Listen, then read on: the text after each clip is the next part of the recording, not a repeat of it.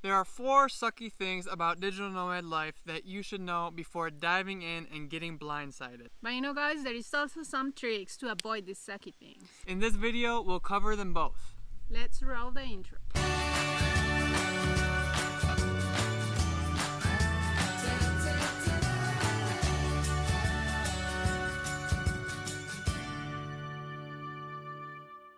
Here are 4 digital nomad realities that might make you regret your decision, plus tips on how to fix them. Watch this video to the end. It will help. No, estaba leyéndolo para recordarlo. Whether you're thinking about becoming a digital nomad, Or you're a digital nomad who's already on the road and realized things aren't quite what you expected. watch this video to the end. It will help. So the first thing you should know is that digital nomad life actually can get kind of boring.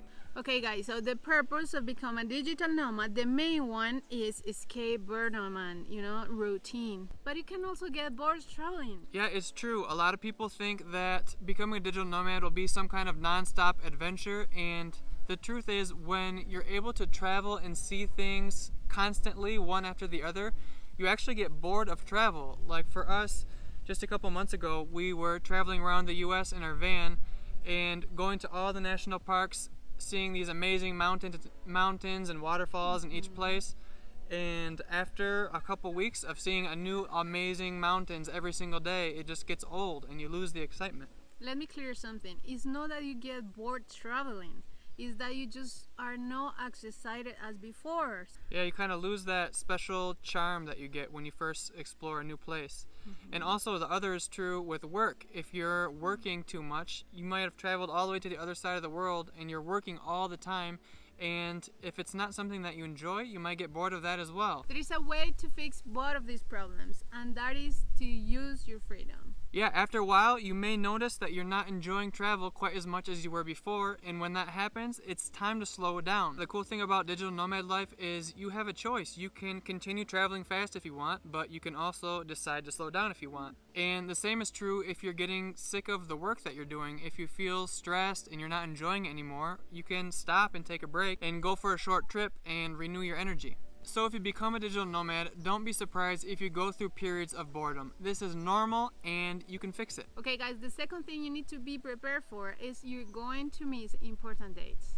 Yeah, it just comes with the territory of being a digital nomad. When you're on the other side of the world doing your own thing and your cousin gets married or your sister has a baby, you may not be there for those occasions. And while this can be difficult, Especially for girls, like guys could be far away from their home and they don't think about those stuff, but for girls it's harder. but even for girls, sometimes you just have to accept that it's not going to be the end of the world if you miss something. I think sometimes we think we're more important than we are, and yes, it would be really nice to go to these things, but your cousin or your sister or those people, they're still going to have amazing time even if you're not there. If you think that you absolutely need to be there, there is a fix. Use your freedom. What is it stopping you from taking a flight? You're a digital nomad. You could do whatever. You could buy tickets anytime you want. You could go back home anytime you want. What's the problem? What's the problem, guys? So the takeaway here is you probably won't be as missed as you think you will, and if you need to be there, there's really nothing stopping you. Okay, guys, if you like this video so far, give us a like. That's gonna help us a lot. And Moving on to number 3. okay, guys, and the third thing that you need to know is that the traveling lifestyle could be exhausting, and sometimes it feels like a full-time job. For example, when we were traveling through the Philippines as digital nomads, I barely felt like I was holding on. Every day we would go and do a different new tour and take a bus to a new place, and then we'd get to our hostel and I'd be trying to cram in work and between 8 and 9 and 10 at night, trying to finish all my freelancing work. And after 1 month, it was completely exhausting, and we got to Bangkok and just stayed in one place and we were ready to not move anywhere for a long time. But guys, there is a fix for this too. Use your freedom! This problem depends also on your travel speed. If you're traveling so fast, of course you're gonna get burned. But if you're feeling exhausted, you just need to slow down. Take it easy. You can slow down, but for other people it might be better just to break up travel and work and do chunks where you're focused on work and other chunks where you're focused on travel.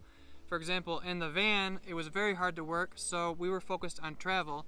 Now in Colombia, we're in one place and we're focused on work. But that's not the only fix. You can also learn to be more productive.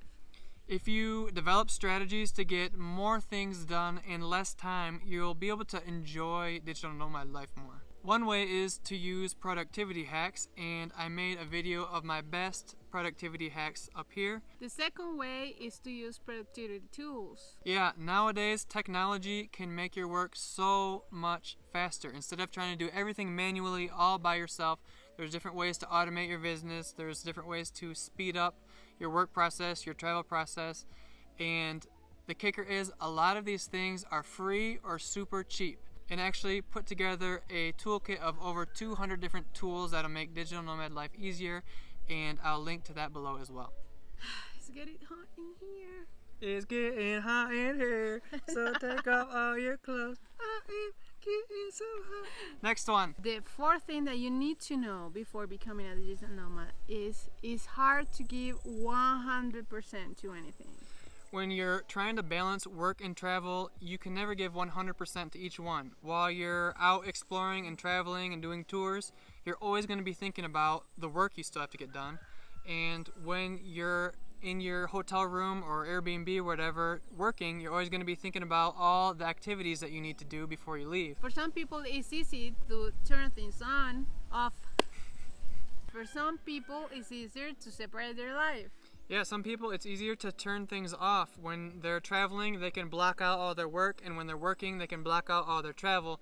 But most people, this is kind of hard to do. And the trick to fixing this is break your digital nomad lifestyle into chunks. This is especially true if you're a freelancer or an online business owner, or you're doing seasonal or in-person work in different countries, because you can slow down and go through periods of hard work and periods of play. You need to use your freedom.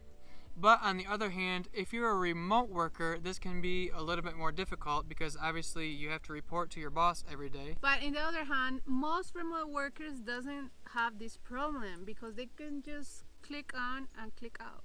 Clock in and clock out. Yes, remote workers, it's easier for them to separate because if you're working for a company, for example, you just punch in and punch out, and when you're done, you go work. But when you have your own business, there's always more things that you can do, and you really need to learn how to separate the two. Okay guys, if you haven't noticed, the thing here is to use your freedom. There's no reason to get stuck in a rut. If there's something that you don't like, you can just change it. And if these 4 hard digital nomad truths didn't scare you off and you still want to become a digital nomad, we have a huge monster guide on how to become a digital nomad. It's literally the biggest free guide that exists on the internet. So we'll link that below. We also have a video, and if you enjoyed this video, give us a like and subscribe to our channel.